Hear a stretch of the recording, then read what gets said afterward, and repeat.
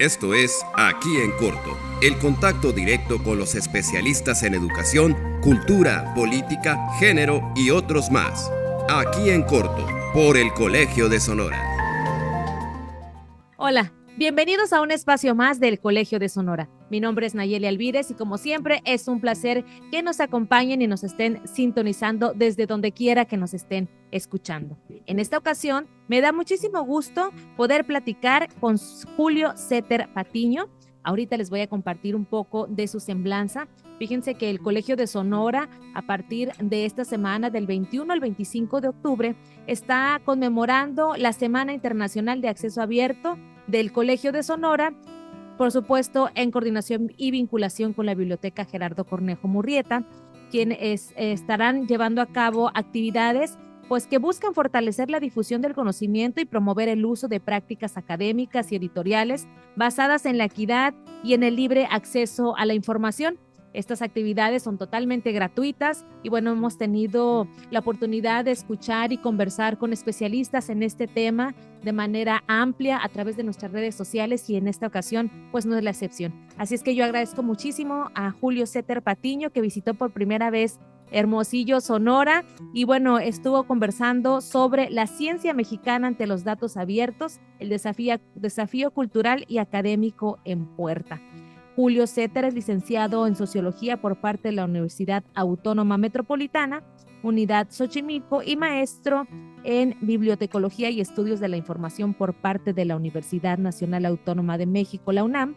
Actualmente es técnico académico titular en la Dirección General de Bibliotecas y Servicios Digitales de Información de la UNAM, en donde se desempeña desde 2023 como coordinador en jefe de la base de datos y hemeroteca virtual Cielo México, Departamento de Bibliografía Latinoamericana.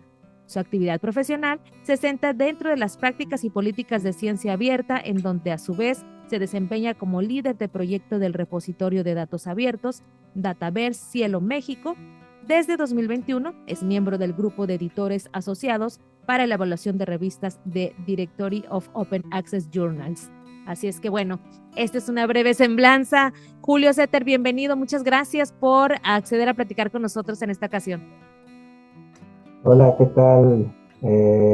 Muchísimas gracias por la invitación y bueno, pues aquí estamos para servirles en lo que se necesite de abordar sobre este tema, que si bien es un tema algo especializado, en realidad forma parte de otras políticas, de otras iniciativas que tienen como propósito pues llegar al público y a la ciudadanía en general, ¿no? A llegar al impacto dentro de este ambiente, dentro de las políticas, tanto escolares como de la sociedad. Entonces, pues es un gusto estar aquí.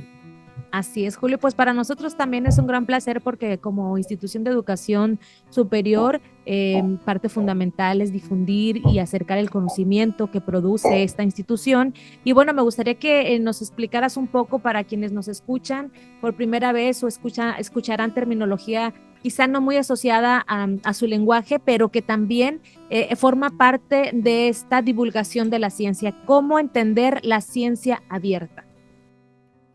Bueno, en realidad la ciencia abierta no es que sea una nueva manera de hacer ciencia o de hacer investigación, es una metodología que propone, o más bien es como un cambio de enfoque dentro de las políticas que se han venido manejando, sobre todo en la cuestión de justificación y de divulgación científica, de cómo es que la ciencia ayuda a la sociedad a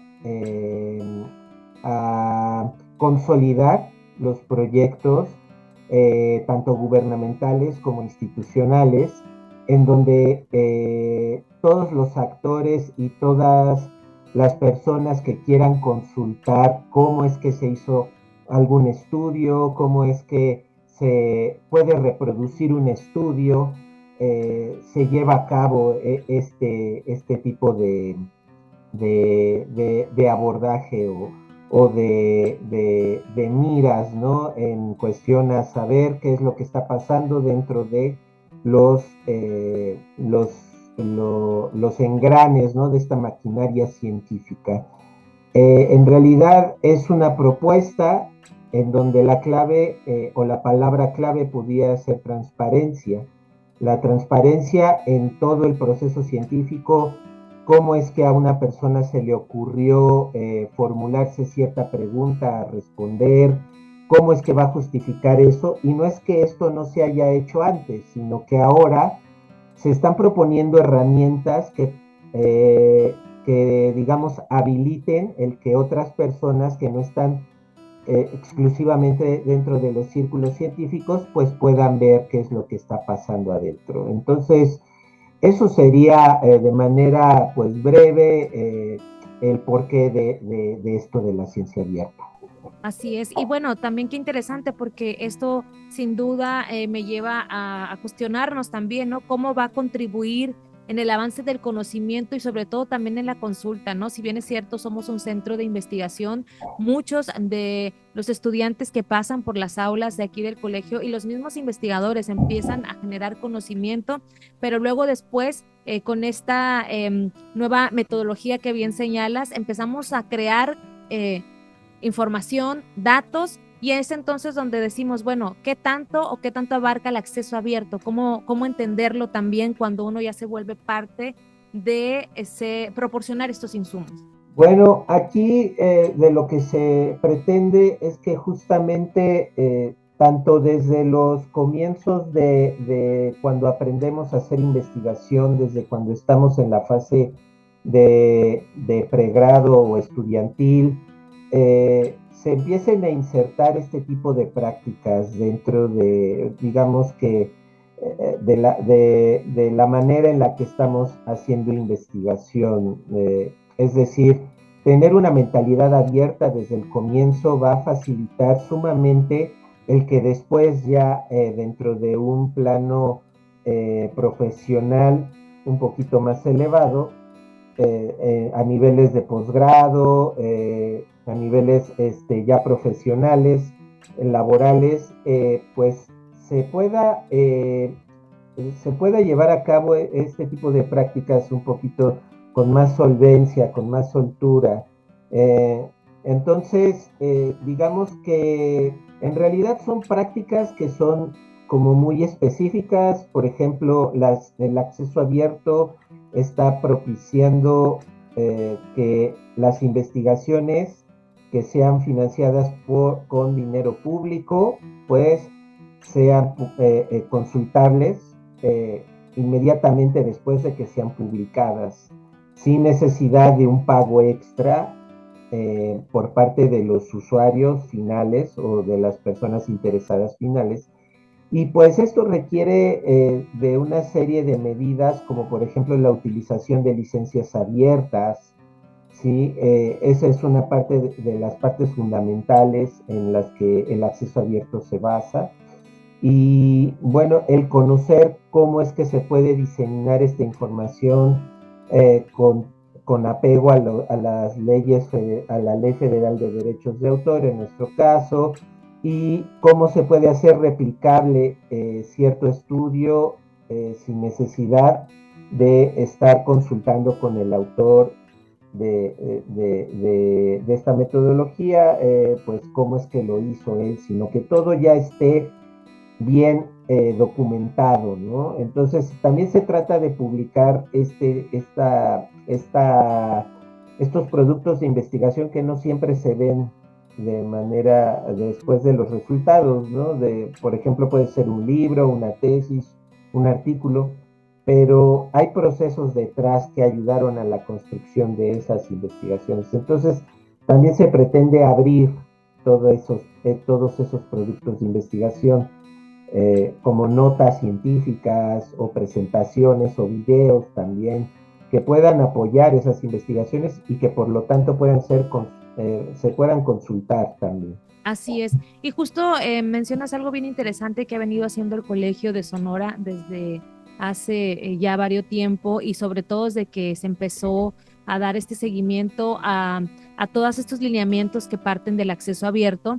Les comparto a quienes nos escuchan también y a quienes nos ven a través de streaming, pues que el Colegio de Sonora justamente tiene la opción de descargar en acceso abierto algunas obras que son de editorial, con el sello editorial del Colegio de Sonora, y evidentemente esto nos permite llevar al ciudadano de a pie a la consulta gratuita sin ningún tipo de pago, como bien lo decías, Julio, y esto evidentemente también aplica para muchos estudiantes que seguramente en su proceso de investigación, de estudio, de trabajo de tesis y demás, poder consultar este tipo de información, de títulos que probablemente en algún otro momento hubiera sido un poco difícil justamente por este pago. Sin embargo, una de las bondades que nos da el acceso abierto como institución de educación superior es poder compartir todo este conocimiento con la sociedad a quienes nos debemos en muchos de los trabajos que se hacen aquí, justamente para resolver las problemáticas sociales. Y en ese sentido me gustaría preguntarte cómo crees tú que ha evolucionado la implementación de la ciencia abierta justamente en las instituciones académicas y qué resultados concretos crees que se ha derivado de esta práctica. Bueno, en realidad, a mi parecer, estamos como en una fase todavía en la que hay que empezar a informar a las instituciones y a los cuerpos técnicos, académicos y de investigación que las conforman. Estamos en esta fase que algunos conocemos como alfabetización o alfabetizar. Quiere decir el capacitar o el informar de una manera digerible cuáles son los puntos que hay que considerar para poder llevar estas propuestas a la práctica. Entonces, todavía a nivel gubernamental, pues ya se ha dado un paso importante, al menos al reconocer que la ciencia abierta existe, al reconocer de que los ciudadanos tienen el derecho de poseer información gratuita, fiable y de calidad. Y esto está en la Constitución, ¿no? A partir recientemente se acaba de incluir dentro de la Constitución un apartado en donde se respalda el derecho a la ciudadanía a consultar información en acceso abierto, siempre, bueno, al menos siempre y cuando haya sido financiada con recursos públicos, ¿no? O haya sido parcialmente financiada con recursos públicos. Y en la cuestión de la ciencia abierta, pues ya se hace un poquito más robusta esta propuesta, debido a que la ciencia abierta ya está considerando otros recursos u otras prácticas como lo son recursos educativos abiertos, también el software o software desarrollado en código abierto, también por ejemplo plataformas colaborativas, ciencia ciudadana, el publicar en el idioma originario de quien produce esa información, ¿sí? Entre ellos, pues también está lo de los planes de gestión de datos abiertos, que es un poquito de lo que se habló ahora en estas jornadas de Open Access en el Colegio de Sonora. Y bueno, es una cuestión de paulatinamente ir adoptando estas prácticas, porque no es como tal cual llegar e imponer una política, sino que esta política tiene que ser asimilada culturalmente por quienes van a participar en ella.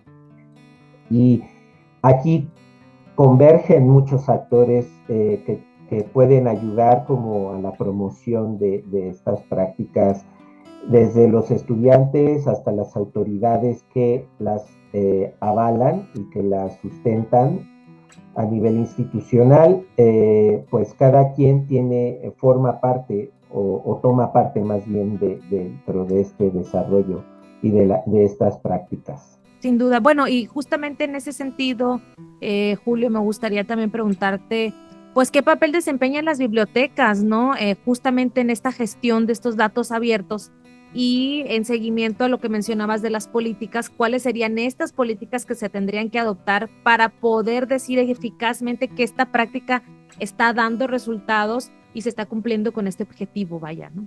Las bibliotecas, al ser una parte sumamente importante en la constitución de las gestiones académicas dentro de las instituciones, pues obviamente tienen un rol preponderante en ayudar tanto a alfabetizar a las personas en el sentido de a enseñarles de qué va todos estos movimientos, cómo hacer buen uso de estas iniciativas.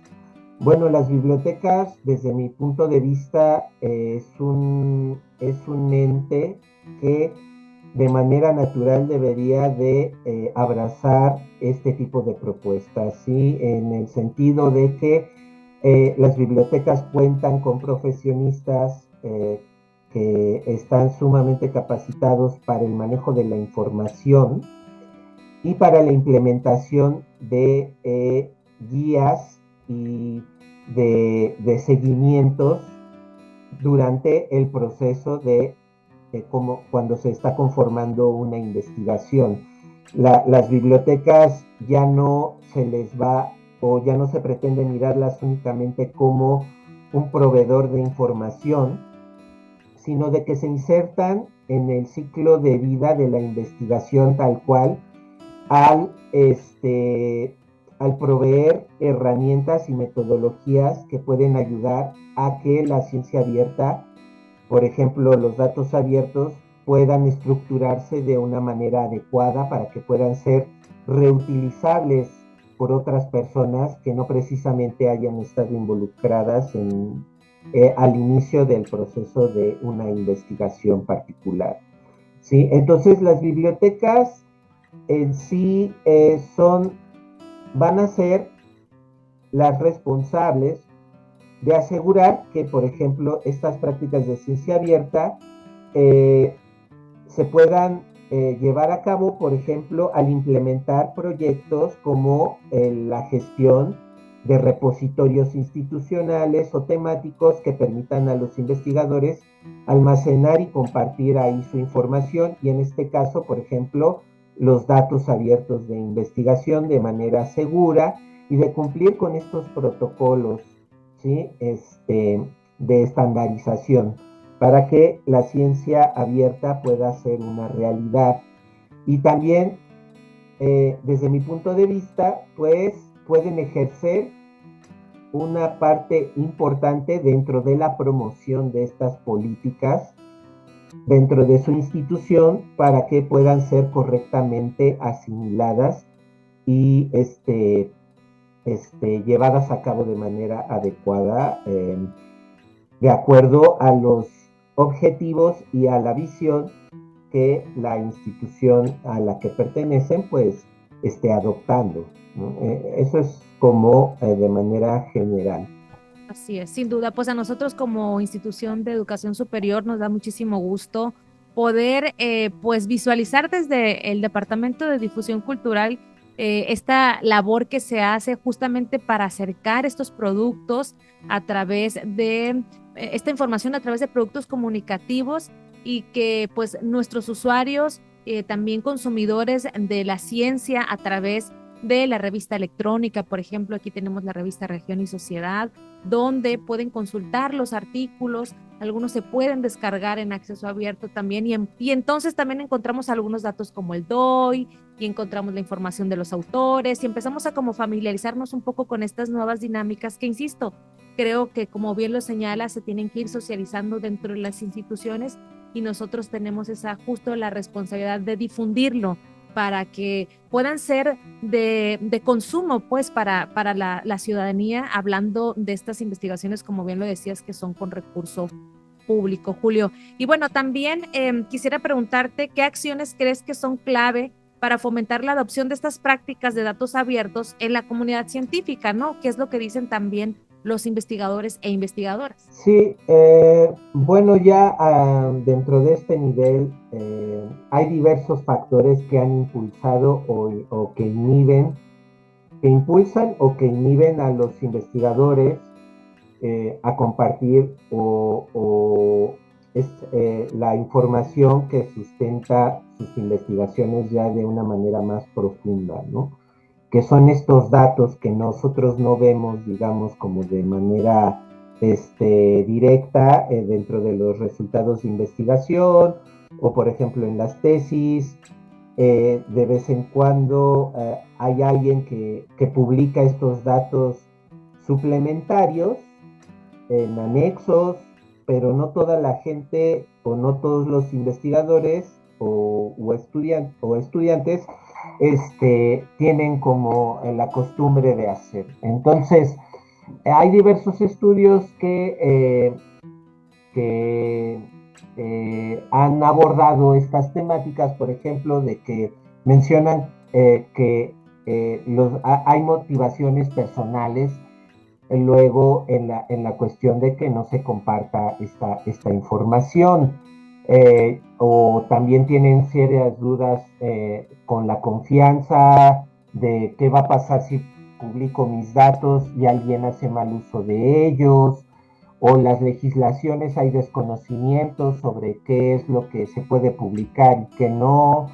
Y por ejemplo, hay factores como el reconocimiento académico, las políticas institucionales y la interoperabilidad que promueven la adopción de estas prácticas, mientras que, por ejemplo, hay serias dudas sobre algunos problemas en la cuestión de privacidad de datos o la falta de incentivos para que los investigadores pues